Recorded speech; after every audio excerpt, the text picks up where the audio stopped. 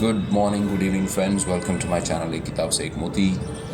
Today, I'm going to talk about two concepts that seem to be independent, but I'll try to fuse them and just consider them the same. I don't think these two can be treated separately, and that they can have distinct or they can have distinct compartments in our lives, or that they can be segregated or separated. So these two concepts are these: sacred and secular. I mean, often you'll hear people divide their lives into two categories: sacred activities and secular activities. So in sacred activities, usually people classify these things. I mean, prayer, or going on a pilgrimage, or visiting places of worship, or any other forms of ritual. So that becomes sacred. So prayer, worshipping God in places of worship, or going on a pilgrimage. I mean, walking or traveling to certain destinations or places of religious significance. So these are usually classified as secular activity. Sacred activities. And under the category of secular activities, or under that classification, they put these things, or they kind of categorize these things: business, our job, or any other activity that's not related to any of the things that we mentioned in the sacred category. So for instance, as I said, it can be your business, or your job, or your study, or any other, let's say, cleaning of your bookshelf, or sweeping the floor, or it can be any other activity, maybe watching television, reading the newspaper, or any activity. So these are classified as secular activities. But I think if you deeply study the scriptures of all religions, you'll realize that there can be no such divide, because God rules every activity. He's the ruler of the entire universe. I don't think we can ask God to consider one activity secular and the other sacred. I mean, the deeper understanding of religion will let you believe that every activity is actually a sacred activity. So in the Bhagavad Gita, even our job or profession can be considered sacred. Sorry to have paused the video, I was about to sneeze. So I think if you read the Bhagavad Gita, you'll realize that our profession can be a sacred activity.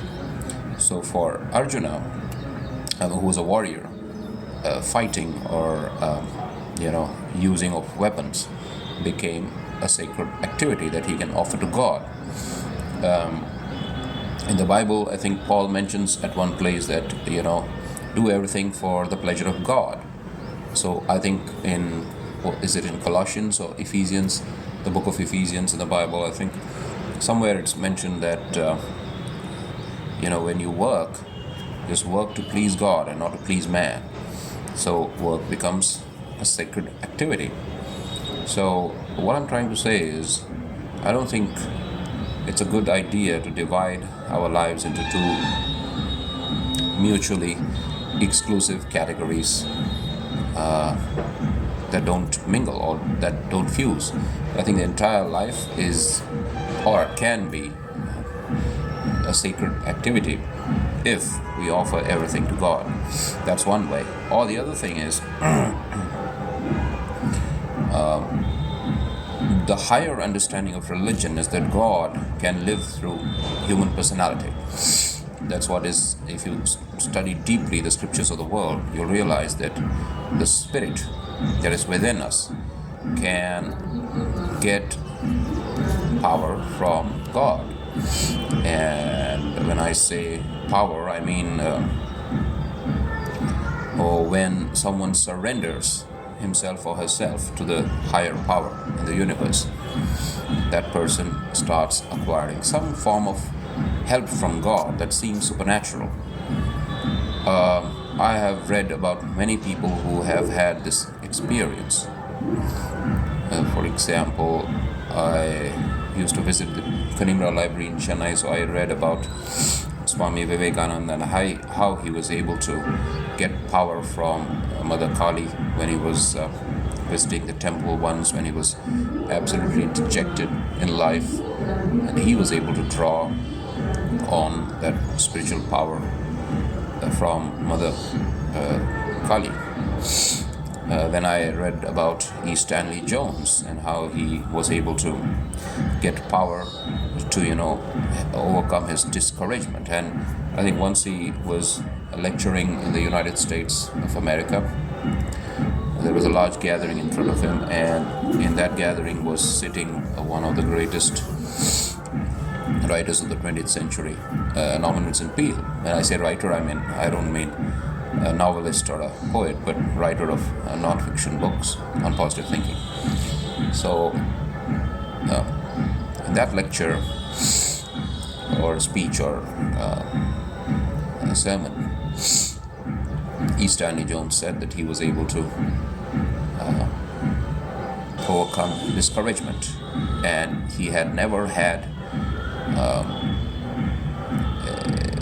he had never been discouraged in the 25 years that had gone by. At the moment when he was talking to the audience, when he was delivering that speech, he told the audience that he hadn't been discouraged in 25 years, or for 25 years. So that surprised Norman Vincent Peale. That's when he realized that there is some higher power that can take control of human personality, and it can start guiding his or her activities. And then I read about Derek Prince and how he had a supernatural encounter with God. He was in the British Army, and he felt that the power of God hit him and completely overflowed his personality, and it seemed to him that as though some kind of flood was kind of carrying away all the filth and the dirt and the negativity from his body, and he felt like a completely new creature. So what I'm trying to say is all these experiences of great mystics and even noble worshippers of God prove that the divine can live through human personality. I think that's what Sufis also say. I'll be making a video on some of the Sufi saints who believed that they had access to godly power. So when someone accesses this power through surrender, I think then their every activity becomes sacred, because the secret of accessing the spiritual power is to get rid of this ego, to completely annihilate or eliminate the sense of I-ness or doership or this how do I phrase it? That is when you completely overcome or crush or completely nip in the bud all idea of selfishness. That's when the divine starts dwelling in human personality and can completely energize the personality. That's at the moment for me a theoretical concept, but I think that has a sound basis, because even if you read Ramana Maharshi, when he had this spiritual experience when one of his close relatives died, he kind of imitated a dead body. He was just lying on the floor. He was a boy of 16, I think. So he was just lying on that floor. He was in that room upstairs at his home, and he imitated a dead body, a corpse. And then he asked himself, now my body is dead, but am I dead? So then he realized that the body and the sense of I that he had, these are two distinct things. And he was at that moment, he was able to completely detach himself from the body, and after that he just lived in this divine consciousness ever after. And after that he remained in that state until his death. So the reason I am talking about all these things is just to kind of get rid of this distinction between sacred and secular. So I think when a human personality surrenders to God, then all his or her activities, all the activities of that person become sacred. So I don't think in business suddenly, you become a person detached from the divine and that whatever you do in business is okay. I don't think so. So then your business will become sacred, your even cleaning your home will become a sacred activity, and you'll do it with this sense of offering it to God.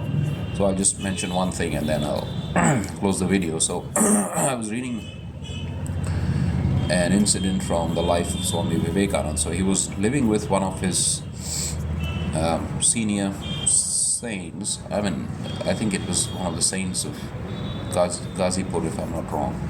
So he was living with him, and then he witnessed an activity that kind of had a very positive influence on his life. So he was watching that senior sage, washing a bowl, actually, a bowl or maybe a glass of copper, I think, copper or some other metal, maybe bronze, made of bronze or copper, I think. So the sage, when he was washing that bowl, his entire focus was on that activity, and he was doing it as though it was a very sacred service, with the same way and same devotion that he used to do his prayer. So that had a very positive impact on Swami Vivekananda. That's when he understood this idea of considering the means to be as important as the ends, or the procedure through which we achieve certain things is as important as the achievement of that thing or goal itself. So I think there's an essay or a talk that he delivered on work and its secret. I think it contains that idea. Anyhow, I'll be making quite a few videos on these books. Today I just thought of talking about this elimination of this distinction between sacred and secular, and that it's possible to make all human activity sacred, provided we completely surrender our spiritual, physical, mental energies to God. And then that's when that's when the divine will take over the personality and completely transform and modify the personality. Examples that I can think of in modern times is that a person called Dan Mohler, and he was completely transformed from being a very bad man and very selfish man. He was transformed. That happens in all religions. There is testimony from people of all religions that that's possible. So I think that's what I wanted to say today, or talk about. So to recapitulate, this idea that activities can be divided into sacred and secular is, I think, is an incomplete idea. I think a better way of looking at the world is that every activity can be sacred, provided we surrender to God and let Him work through us. Thanks for watching this video.